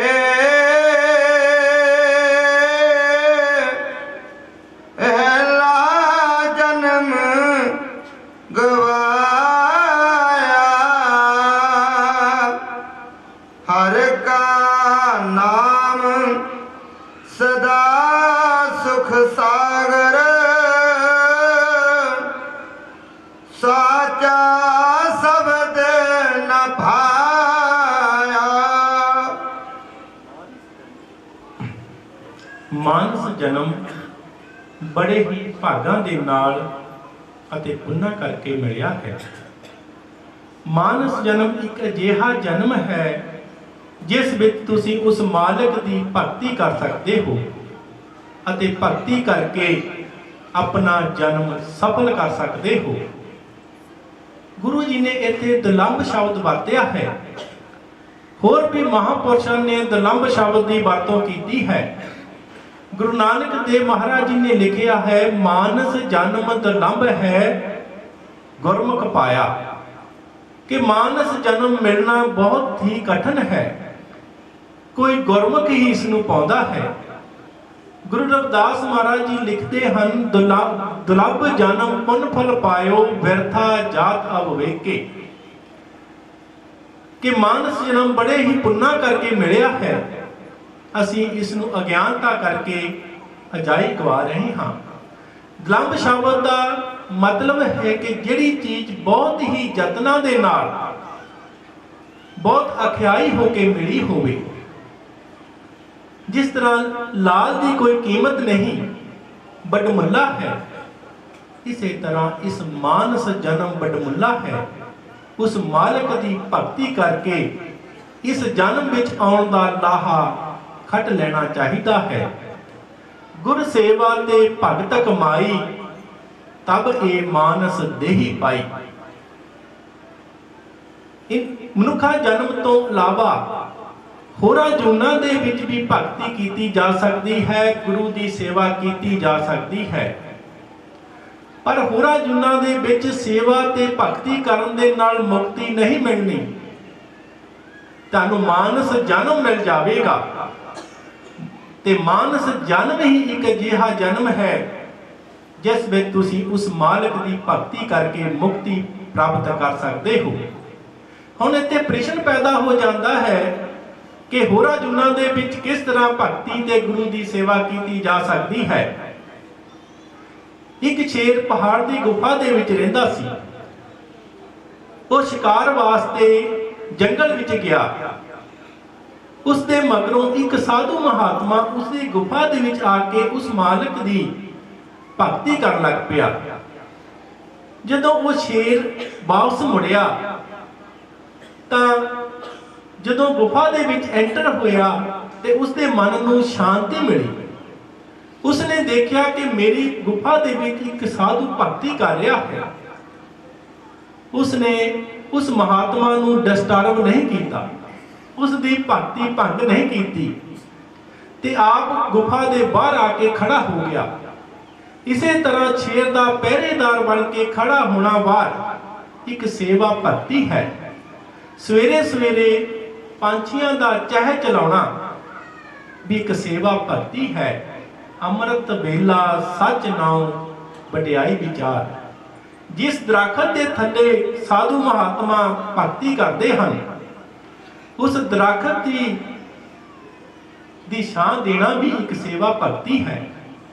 ਜਿਨ੍ਹਾਂ ਪਸ਼ੂਆਂ ਦਾ ਸਾਧੂ ਮਹਾਤਮਾ ਦੁੱਧ ਪੀਂਦੇ ਹਨ, ਉਹਨਾਂ ਪਸ਼ੂਆਂ ਦਾ ਦੁੱਧ ਦੇਣਾ ਵੀ ਇੱਕ ਸੇਵਾ ਭਗਤੀ ਹੈ। ਇਹਨਾਂ ਜੂਨਾਂ ਦੇ ਵਿੱਚ ਸੇਵਾ ਭਗਤੀ ਕਰਨ ਦੇ ਨਾਲ ਮਾਨਸ ਜਨਮ ਮਿਲ ਜਾਂਦਾ ਹੈ। ਤੇ ਮਾਨਸ ਜਨਮ ਇੱਕ ਅਜਿਹਾ ਜਨਮ ਹੈ ਜਿਸ ਵਿੱਚ ਤੁਸੀਂ ਉਸ ਮਾਲਕ ਦੀ ਭਗਤੀ ਕਰਕੇ ਆਪਣਾ ਆਵਾਗਮਨ ਦਾ ਚੱਕਰ ਖਤਮ ਕਰ ਸਕਦੇ ਹੋ। ਬਾਬਾ ਕਬੀਰ ਜੀ ਆਪਣੀ ਬਾਣੀ ਵਿੱਚ ਲਿਖਦੇ ਹਨ, ਮਾਨਸ ਜਨਮ ਦੁਰਲਭ ਹੈ, ਹੋਏ ਨਾ ਬਾਰੰਬਾਰ, ਜੋ ਬਲ ਫਲ ਪਾ ਕੇ ਭੋਏ ਗਿਰੇ, ਬਹੁਰ ਨਾ ਲਾਗੇ ਡਾਰ। ਜਿਸ ਤਰ੍ਹਾਂ ਫਲ ਟਾਹਣੀ ਨਾਲੋਂ ਟੁੱਟ ਕੇ ਧਰਤੀ ਤੇ ਡਿੱਗ ਜਾਂਦਾ ਹੈ, ਉਹ ਮੁੜ ਕੇ ਟਾਹਣੀ ਨੂੰ ਨਹੀਂ ਲੱਗ ਸਕਦਾ। ਇਸੇ ਤਰ੍ਹਾਂ ਇਹ ਮਾਨਸ ਜਨਮ ਬਾਰ-ਬਾਰ ਨਹੀਂ ਮਿਲਣਾ। ਇਸ ਕਰਕੇ ਉਸ ਮਾਲਕ ਦੀ ਭਗਤੀ ਕਰਕੇ, ਗੁਰੂ ਦੇ ਸ਼ਬਦ ਦੀ ਕਮਾਈ ਕਰਕੇ ਇਸ ਜਨਮ ਨੂੰ ਸਫਲ ਕਰ ਲੈਣਾ ਚਾਹੀਦਾ ਹੈ। ਜਿਹੜੇ ਪਸ਼ੂ ਦੁੱਧ ਦਿੰਦੇ ਹਨ, ਜੇ ਉਹ ਦੁੱਧ ਦੇਣਗੇ ਤਾਂ ਉਹਨਾਂ ਦਾ ਜਨਮ ਸਫਲ ਹੈ। ਜੇ ਉਹ ਦੁੱਧ ਨਹੀਂ ਦੇਣਗੇ ਤਾਂ ਉਹਨਾਂ ਦਾ ਮਾਲਕ ਉਸ ਨੂੰ ਅਵਾਰਾ ਛੱਡ ਦੇਵੇਗਾ ਜਾਂ ਬੁੱਚੜਖਾਨੇ ਦੇ ਵਿੱਚ ਛੱਡ ਭੇਜ ਦੇਵੇਗਾ। ਜੇ ਉਹ ਸਹੀ ਤਰੀਕੇ ਦੇ ਨਾਲ ਦੁੱਧ ਦੇਣਗੇ ਤਾਂ ਉਹਨਾਂ ਦਾ ਮਾਲਕ ਉਸ ਦੀ ਦੇਖ ਰੇਖ ਕਰੇਗਾ, ਉਸ ਨੂੰ ਨਹਾਏਗਾ, ਧੁਆਏਗਾ, ਪੱਠੇ ਪਾਏਗਾ। ਇਸ ਕਰਕੇ ਉਹਨਾਂ ਪਸ਼ੂਆਂ ਦਾ ਦੁੱਧ ਦੇਣ ਦੇ ਨਾਲ ਹੀ ਉਹਨਾਂ ਦਾ ਜਨਮ ਸਫਲ ਹੋਣਾ ਹੈ। ਜੇ ਕੋਈ ਕਿਸਾਨ ਕਿੰਨੂਆਂ ਦਾ, ਸੰਤਰਿਆਂ ਦਾ, ਅੰਬਾਂ ਦਾ ਬਾਗ ਲਗਾਉਂਦਾ ਹੈ, ਜੇ ਬਾਗ ਦੇ ਬੂਟੇ ਸਹੀ ਤਰੀਕੇ ਦੇ ਨਾਲ ਫਲ ਦੇਣਗੇ ਤਾਂ ਕਿਸਾਨ ਉਹਨਾਂ ਦੀ ਦੇਖ ਰੇਖ ਕਰੇਗਾ। ਜੇ ਸਹੀ ਤਰੀਕੇ ਦੇ ਨਾਲ ਫਲ ਨਹੀਂ ਦੇਣਗੇ ਤਾਂ ਉਹ ਪੁੱਟ ਕੇ ਬਾਲਣ ਦੇ ਭਾਵੇਂ ਦੇਵੇਗਾ। ਇਸੇ ਤਰ੍ਹਾਂ ਮਾਨਸ ਜਨਮ ਦਾ ਅਸਲ ਪਰਪਸ ਹੈ ਸਤਿਗੁਰ ਦਾ ਸਿਮਰਨ ਕਰਨਾ, ਉਸ ਦੀ ਇਬਾਦਤ ਕਰਨਾ। ਜੇ ਅਸੀਂ ਉਸ ਮਾਲਕ ਦੀ ਇਬਾਦਤ ਨਹੀਂ ਕਰਾਂਗੇ, ਉਸ ਦਾ ਸਿਮਰਨ ਨਹੀਂ ਕਰਾਂਗੇ ਤਾਂ ਸਾਨੂੰ ਮੁੜ ਕੇ 84 ਲੱਖ ਜੂਨਾਂ ਦੇ ਵਿੱਚ ਆਉਣਾ ਪੈ ਜਾਵੇਗਾ। ਤੁਸੀਂ ਦੇਖ ਲਵੋ, ਕਾਂ ਦੀ ਕਿੰਨੀ ਲੰਮੀ ਉਮਰ ਹੁੰਦੀ ਹੈ, ਸੱਪ ਦੀ ਕਿੰਨੀ ਲੰਮੀ ਉਮਰ ਹੁੰਦੀ ਹੈ, ਲੱਖ ਕਾਕਾਂ ਕਰੋੜ ਨਾਗਾਂ। ਬੋੜ ਦੇ ਦਰਖਤ ਦੀ ਦੇਖ ਲਓ ਕਿੰਨੀ ਲੰਮੀ ਉਮਰ ਹੁੰਦੀ ਹੈ, ਪਹਾੜਾਂ ਦੀ ਕਿੰਨੀ ਲੰਮੀ ਉਮਰ ਹੁੰਦੀ ਹੈ। ਹੋਰ ਵੀ ਬਹੁਤ ਜੂਨਾਂ ਹਨ ਜਿਨ੍ਹਾਂ ਦੀ ਉਮਰ ਖਤਮ ਹੀ ਨਹੀਂ ਹੁੰਦੀ। ਇਸ ਕਰਕੇ ਗੁਰੂ ਅਮਰਦਾਸ ਮਹਾਰਾਜ ਜੀ ਆਖਦੇ ਹਨ, ਮਾਨਸ ਜਨਮ ਦੁਰਲਭ ਹੈ, ਜਗ ਮੈਂ ਖਟਿਆ ਆਏ। ਕਿ ਭਾਈ ਇਹ ਮਾਨਸ ਜਨਮ ਬੜੇ ਹੀ ਮੁਸ਼ਕਲ ਦੇ ਨਾਲ, ਬੜੇ ਯਤਨਾਂ ਦੇ ਨਾਲ ਮਿਲਿਆ ਹੈ। ਉਸ ਮਾਲਕ ਦਾ ਸਿਮਰਨ ਕਰਕੇ ਇਸ ਜਗ ਵਿੱਚ ਆਉਣ ਦਾ ਲਾਹਾ ਖੱਟ ਲੈਣਾ ਚਾਹੀਦਾ ਹੈ। ਜਿਸ ਤਰ੍ਹਾਂ ਮਾਨਸ ਜਨਮ ਮਿਲਣਾ ਬੜਾ ਮੁਸ਼ਕਲ ਹੈ, ਇਸੇ ਤਰ੍ਹਾਂ ਪੂਰਨ ਸੰਤਾਂ ਦੇ ਨਾਲ ਮਿਲਾਪ ਹੋਣਾ ਵੀ ਬਹੁਤ ਮੁਸ਼ਕਲ ਹੈ। ਭਾਗ ਹੁਆ ਗੁਰ ਸੰਤ ਮਿਲਾਇਆ। ਪਿਛਲੇ ਕਰਮ ਚੰਗੇ ਹੋਣ ਤਾਂ ਸੰਤਾਂ ਮਹਾਂਪੁਰਸ਼ਾਂ ਦੇ ਨਾਲ ਮਿਲਾਪ ਹੁੰਦਾ ਹੈ ਤੇ ਸੰਤਾਂ ਮਹਾਂਪੁਰਸ਼ਾਂ ਦੇ ਚਰਨੀ ਲੱਗ ਕੇ ਹੀ ਉਸ ਮਾਲਕ ਦੀ ਇਬਾਦਤ ਕੀਤੀ ਜਾ ਸਕਦੀ ਹੈ। ਜਿਹੜੇ ਗੁਰਮੁਖ ਹੁੰਦੇ ਹਨ ਉਹ ਤਾਂ ਸਤਿਗੁਰ ਦਾ ਸਿਮਰਨ ਕਰਕੇ ਆਪਣਾ ਜਨਮ ਸਫਲ ਕਰ ਲੈਂਦੇ ਹਨ। ਜਿਹੜੇ ਮਨਮੁਖ ਹੁੰਦੇ ਹਨ ਉਹ ਆਪਣੇ ਮਨ ਦੀ ਹੀ ਸੁਣਦੇ ਹਨ ਤੇ ਮਨ ਦੇ ਮਗਰ ਲੱਗੇ ਰਹਿੰਦੇ ਹਨ ਤੇ ਵਿਸ਼ਿਆਂ ਵਿਕਾਰਾਂ ਦੇ ਵਿੱਚ, ਐਸ਼ੋ ਪ੍ਰਸਤੀ ਦੇ ਵਿੱਚ ਆਪਣਾ ਜਨਮ ਨਿਸਪ ਲਗਵਾ ਦਿੰਦੇ ਹਨ ਤੇ ਉਹ ਮਾਲਕ ਨੂੰ ਯਾਦ ਨਹੀਂ ਕਰਦੇ ਜਿਸ ਨੇ ਇਸ ਲੋਕ ਦੇ ਵਿੱਚ ਵੀ ਤੇ ਪਰਲੋਕ ਦੇ ਵਿੱਚ ਵੀ ਸਾਡਾ ਸਹਾਈ ਹੋਣਾ ਹੈ। ਉਸ ਨੂੰ ਕਦੀ ਵੀ ਮਨ ਦੇ ਵਿੱਚ ਨਹੀਂ ਵਸਾਉਂਦੇ ਜੀ।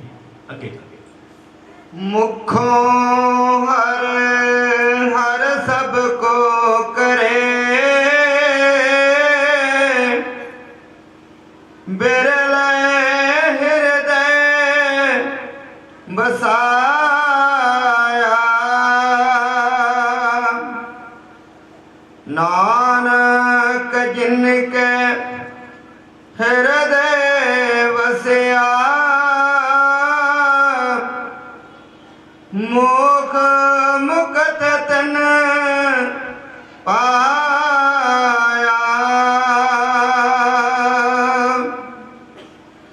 ਮੁਖੋਂ ਤਾਂ ਹਰ ਕੋਈ ਹਰ ਹਰ ਕਹਿ ਰਿਹਾ ਹੈ, ਹਰ ਕੋਈ ਦਿਖਾਵਾ ਕਰ ਰਿਹਾ ਹੈ ਕਿ ਮੈਂ ਬਹੁਤ ਸਿਮਰਨ ਕਰਦਾ ਹਾਂ, ਮੈਂ ਬਹੁਤ ਭਜਨ ਕਰਦਾ ਹਾਂ। ਪਰ ਜਿਸ ਨੇ ਉਸ ਮਾਲਕ ਨੂੰ ਹਿਰਦੇ ਤੋਂ ਯਾਦ ਕੀਤਾ, ਮੁਕਤ ਤਾਂ ਉਸਨੇ ਹੀ ਹੋਣਾ ਹੈ। ਇਸ ਕਲਯੁਗ ਦੇ ਵਿੱਚ ਨਾਮ ਦੀ ਬਹੁਤ ਚਰਚਾ ਹੋ ਰਹੀ ਹੈ, ਨਾਮ ਦੇ ਛੱਟੇ ਦਿੱਤੇ ਜਾ ਰਹੇ ਹਨ। ਹੋਣਾ ਵੀ ਚਾਹੀਦਾ ਹੈ ਕਿਉਂਕਿ ਨਾਮ ਦੇ ਨਾਲ ਹੀ ਮੁਕਤ ਹੋਣਾ ਹੈ। ਇੱਥੇ ਵਿਚਾਰ ਵਾਲੀ ਗੱਲ ਹੈ ਕਿ ਨਾਮ ਪਰ ਸਾਡੀ ਸਤਿਗੁਰ ਦੇ ਦਰਬਾਰ ਵਿੱਚ ਪੁਕਾਰ ਕਿਉਂ ਨਹੀਂ ਸੁਣੀ ਜਾ ਰਹੀ? ਸਾਡੀ ਪੁਕਾਰ ਸਤਿਗੁਰ ਦੇ ਦਰਬਾਰ ਵਿੱਚ ਕਿਉਂ ਨਹੀਂ ਪਹੁੰਚ ਰਹੀ? ਕਿ ਸਾਡੇ ਵਿੱਚ ਕਮੀਆਂ ਹਨ ਜਾਂ ਨਾਮ ਵਿੱਚ ਕਮੀਆਂ ਹਨ? ਇਹ ਸੋਚਣ ਵਾਲੀ ਗੱਲ ਹੈ, ਵਿਚਾਰ ਵਾਲੀ ਗੱਲ ਹੈ। ਨਾਮ ਤਾਂ ਉਹੀ ਹੈ ਜੋ ਗੁਰੂ ਪ੍ਰਣਾਲੀ ਚੱਲੀ ਆ ਰਹੀ ਹੈ। ਕਮੀਆਂ ਤਾਂ ਸਾਡੇ ਵਿੱਚ ਹੀ ਹਨ, ਤਰੁੱਟੀਆਂ ਤਾਂ ਸਾਡੇ ਵਿੱਚ ਹੀ ਹਨ। ਜਦੋਂ ਦ੍ਰੋਪਦੀ ਦਾ ਚੀਰਹਰਨ ਹੋਣ ਲੱਗਾ ਤਾਂ ਉਹ ਹਰ ਦੇ ਅੱਗੇ ਜਾ ਕੇ ਗਿੜਗੜਾਈ, ਮੇਰੀ ਰੱਖਿਆ ਕਰੋ, ਮੇਰੀ ਲਾਜ ਰੱਖੋ। ਪਰ ਕਿਸੇ ਨੇ ਵੀ ਉਸ ਦੀ ਰੱਖਿਆ ਨਹੀਂ ਕੀਤੀ। ਜਦੋਂ ਦੁਸ਼ਾਸਨ ਨੇ ਉਸ ਦਾ ਸਾੜੀ ਦਾ ਪੱਲਾ ਫੜਿਆ ਤਾਂ ਉਸ ਨੇ ਇੱਕ ਹੱਥ ਉਸ ਮਾਲਕ ਦੇ ਅੱਗੇ ਅੱਡਿਆ ਤੇ ਇੱਕ ਹੱਥ ਦੇ ਨਾਲ ਆਪਣਾ ਸਾੜੀ ਦਾ ਪੱਲਾ ਫੜਿਆ। ਮਨ 'ਚ ਸੀ ਮੈਂ ਤੀਰ ਹਰਨ ਰੋਕ ਸਕਦੀ ਹਾਂ, ਉਹ ਮਾਲਕ ਨਹੀਂ ਆਇਆ। ਜਦੋਂ ਦੁਸ਼ਾਸਨ ਨੇ ਜ਼ੋਰ ਦੇ ਨਾਲ ਸਾੜੀ ਖਿੱਚੀ ਤਾਂ ਉਸ ਦੇ ਦੋਨੇ ਹੱਥ ਉਸ ਮਾਲਕ ਦੇ ਅੱਗੇ ਅੱਡੇ ਗਏ। ਦਿਲੋਂ ਪੁਕਾਰ ਗਈ ਉਸ ਮਾਲਕ ਦੇ ਅੱਗੇ, ਮੈਂ ਤੇਰੀ ਹਾਂ, ਮੈਂ ਤੇਰੀ ਹਾਂ, ਮੇਰੀ ਰੱਖਿਆ ਕਰ। ਤਾਂ ਮਾਲਕ ਤਾਂ ਸਤਿਗੁਰ ਸ਼੍ਰੀ ਕ੍ਰਿਸ਼ਨ ਭਗਵਾਨ ਜੀ ਨੇ ਆਣ ਕੇ ਉਸ ਵੇਲੇ ਰੱਖਿਆ ਕੀਤੀ। ਜਦੋਂ ਮਾਤਾ ਮੀਰਾ ਜੀ ਨੂੰ ਉਹਨਾਂ ਦੇ ਘਰਦਿਆਂ ਨੇ ਜ਼ਹਿਰ ਦਾ ਪਿਆਲਾ ਉਸ ਦੇ ਅੱਗੇ ਰੱਖਿਆ ਤਾਂ ਮਾਤਾ ਮੀਰਾ ਜੀ ਨੇ ਹੱਥ ਜੋੜ ਕੇ ਧੰਨ ਧੰਨ ਗੁਰੂ ਰਵਿਦਾਸ ਮਹਾਰਾਜ ਦੇ ਚਰਨਾਂ ਦੇ ਵਿੱਚ ਅਰਦਾਸ ਕੀਤੀ। ਤਾਂ ਮਹਾਰਾਜ ਜੀ ਨੇ ਆਣ ਕੇ ਉਸ ਭਿੱਖ ਨੂੰ ਅੰਮ੍ਰਿਤ ਕਰ ਦਿੱਤਾ। ਜਦੋਂ ਅਸੀਂ ਉਸ ਮਾਲਕ ਨੂੰ ਦਿਲੋਂ ਯਾਦ ਕਰਾਂਗੇ, ਦਿਲੋਂ ਪੁਕਾਰ ਕਰਾਂਗੇ, ਦਿਲੋਂ ਕੂਕਾਂਗੇ ਉਸ ਅੱਗੇ, ਤਦ ਹੀ ਸਾਡੀ ਪੁਕਾਰ ਉਸ ਦੇ ਦਰ ਤੇ ਸੁਣਨੀ ਹੈ, ਤਦ ਹੀ ਸਾਡੀ ਪੁਕਾਰ ਉਸ ਦਰ ਦੇ ਦਰ ਤੇ ਪਹੁੰਚਣੀ ਹੈ। ਤਾਂ ਮੁਕਤ ਵੀ ਅਸੀਂ ਤਦ ਹੀ ਹੋਣਾ ਹੈ ਜੇ ਅਸੀਂ ਦਿਲੋਂ ਉਸ ਨੂੰ ਯਾਦ ਕਰਾਂਗੇ ਜੀ। ਇੱਥੇ ਹੁਣ ਆਪਣੀ ਬਾਣੀ ਨੂੰ ਵਿਸ਼ਰਾਮ ਦਿੰਦੇ ਹਾਂ। ਸਾਰਿਆਂ ਨੇ ਇਹ ਧਾਰਨਾ ਬੋਲਣੀ ਹੈ ਜੀ। ਸ਼ਬਦ ਵਿੱਚ ਲੁਕਿਆ ਸਤਿਗੁਰ ਕਰ ਲੈ ਕਮਾਈ ਮਨਾ ਮੇਰਿਆ। ਸ਼ਬਦ ਵਿੱਚ ਲੁਕਿਆ ਸਤਿਗੁਰ ਕਰ ਲੈ ਕਮਾਈ ਮਨਾ ਮੇਰਿਆ। ਸ਼ਬਦ ਵਿੱਚ ਲੁਕਿਆ ਸਤਿਗੁਰ ਕਰ ਲੈ ਕਮਾਈ ਮਨਾ ਮੇਰਿਆ। ਸ਼ਬਦ ਵਿੱਚ ਲੁਕਿਆ ਸਤਿਗੁਰ ਕਰ ਲੈ ਕਮਾਈ ਮਨਾ ਮੇਰਿਆ। ਕਰ ਲੈ ਕਮਾਈ ਮਨਾ ਮੇਰਿਆ, ਕਰ ਲੈ ਕਮਾਈ ਮਨਾ ਮੇਰਿਆ। ਕਰ ਲੈ ਕਮਾਈ ਮਨਾ ਮੇਰਿਆ, ਕਰ ਲੈ ਕਮਾਈ ਮਨਾ ਮੇਰਿਆ। ਸ਼ਬਦ ਵਿੱਚ ਲੁਕਿਆ ਸਤਿਗੁਰ ਕਰ ਲੈ ਕਮਾਈ ਮਨਾ ਮੇਰਿਆ। ਸ਼ਬਦ ਵਿੱਚ ਲੁਕਿਆ ਸਤਿਗੁਰ ਕਰ ਲੈ ਕਮਾਈ ਮਨਾ ਮੇਰਿਆ। ਸ਼ਬਦ ਵਿੱਚ ਲੁਕਿਆ ਸਤਿਗੁਰ ਕਰ ਲੈ ਕਮਾਈ ਮਨਾ ਮੇਰਿਆ। ਸ਼ਬਦ ਵਿੱਚ ਲੁਕਿਆ ਸਤਿਗੁਰ ਕਰ ਲੈ ਕਮਾਈ ਮਨਾ ਮੇਰਿਆ। ਧੰਨ ਧੰਨ ਗੁਰੂ ਅਮਰਦਾਸ ਮਹਾਰਾਜ ਜੀ, ਧੰਨ ਧੰਨ ਗੁਰੂ ਰਵਿਦਾਸ ਮਹਾਰਾਜ ਜੀ, ਧੰਨ ਧੰਨ ਗੁਰੂ ਨਾਨਕ ਦੇਵ ਮਹਾਰਾਜ ਜੀ। ਆਈਆਂ ਦੀਆਂ ਸੰਗਤਾਂ ਦੀਆਂ ਹਾਜ਼ਰੀਆਂ ਕਬੂਲ ਕਰਨ। ਜਪੋ ਸਤਿਨਾਮ।